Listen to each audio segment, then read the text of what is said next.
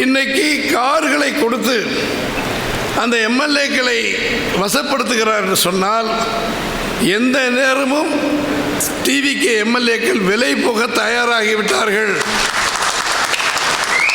ஸ்டாலினுடைய அம்புக்கு அவர்கள் பலியாகிவிட்டார்கள். வெறும் 107 எம்எல்ஏக்கள், 108 ஒரு குறைஞ்சா 107 எம்எல்ஏ வைத்திருக்கிற விஜய் ஆட்சி ஆட்டம் கண்டு கொண்டிருக்கிறது. அதனால்தான் 6 எம்எல்ஏக்களை வாபஸ் வர வைத்து இடைத்தேர்தல் நடத்தி அதன் மூலமாக மெஜாரிட்டி பெற்றுவிடலாம் என்ற எண்ணத்திலே விஜய் இருக்கிறார். ஆனால் நம்முடைய புரட்சி தமிழர் ஐயா எடப்பாடியார் அவர்கள் அந்த ராஜினாமா செய்த 6 எம்எல்ஏக்களுடைய தகுதி நீக்கத்தை ரத்து செய்ய வேண்டும். அவர்கள் எங்களுடைய கொறடாவின் உத்தரவை மீறி இருக்கிறார்கள். எனவே அவர்களுக்கு எம்எல்ஏ பதவி இருக்கக்கூடாது, தகுதி இருக்கக்கூடாது என்று வழக்கு போட்டிருக்கிறார்.